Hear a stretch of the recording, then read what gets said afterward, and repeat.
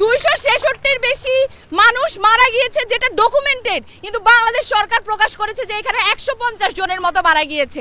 এক একটা প্রাণ মানে এক একটা প্রাণ, যেটা মূল্যহীন। যারা মারা গিয়েছে তাদের স্বজনদেরকে বুকে আগলিয়ে তারা হচ্ছে কান্নাকাটি করছেন, মায়া কান্না দেখাচ্ছেন, কুমিরের কান্না দেখাচ্ছেন। এবং আমরা আরো কি দেখেছি, এবং সামনের সময়ও আমরা সেটা কন্টিনিউ করব। ছাত্র সমাজের শক্তি সবাই কি টের পেয়েছে? সকল বিশ্ববিদ্যালয়, স্কুল, কলেজ সবখানের শিক্ষার্থীরা আজকে ক্ষিপ্ত, কারণ এতগুলো শিক্ষার্থীদের বুকে গুলি চালানোর নজির বাংলাদেশের কোনো আন্দোলনে নাই।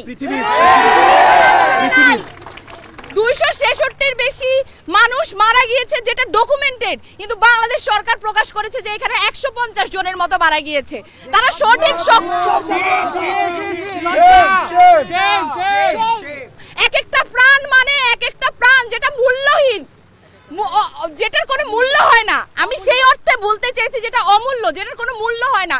তারা যেইভাবে আমাদের শিক্ষার্থীদের উপরে গুলি চালানোর নির্দেশ দিয়েছে, গুলি চালিয়ে তারপরে আমরা দেখলাম কি সেই প্রধানমন্ত্রী যাদের তরফ থেকে আমাদের শিক্ষার্থীদের বুকে গুলি চালানোর নির্দেশ দেওয়া হয়েছে, তারা এসে আমাদের যে শিক্ষার্থীদের যারা মারা গিয়েছে তাদের স্বজনদেরকে বুকে আগলিয়ে তারা হচ্ছে কান্নাকাটি করছেন, মায়া কান্না দেখাচ্ছেন,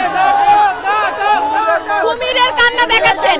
এবং আমরা আরো কি দেখেছি, আমরা আরো এটাও দেখেছি, ছাত্রলীগের যেসব সন্ত্রাসী বাহিনী, যেসব মেয়েরা আমাদের ছাত্রীদের উপরে হামলা করেছে, তাদেরকেও তিনি বুকে টেনে নিয়েছেন।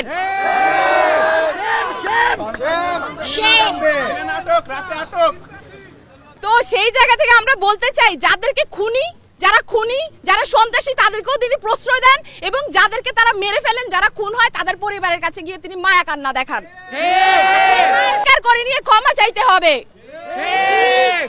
এবং সেই জায়গা থেকে আমরা বলবো, আমাদের যে 9 দফা দাবি রয়েছে সেটা চালিয়ে যাবার জন্য আমাদের যে সর্বাত্মক শিক্ষার্থী সমাজ রয়েছে তারা সবাই আমাদের পাশে থাকবে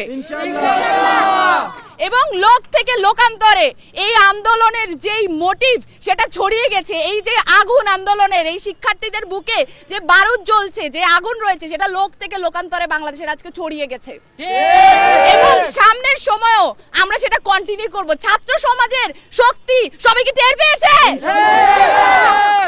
এবং ছাত্র সমাজ চাইলেই যে অনেক কিছু সম্ভব করতে পারে এই বাংলাদেশ, শুধু ছাত্ররাই চাইলে সেটা কি আমরা করে দেখিয়ে দিতে পেরেছি? ভাতের হোটেলের যেই মালিক, তাকে কি করা হয়েছে, যে ম্যানেজার, তাকে কি করা হয়েছে? ট্রান্সফার করা হয়েছে।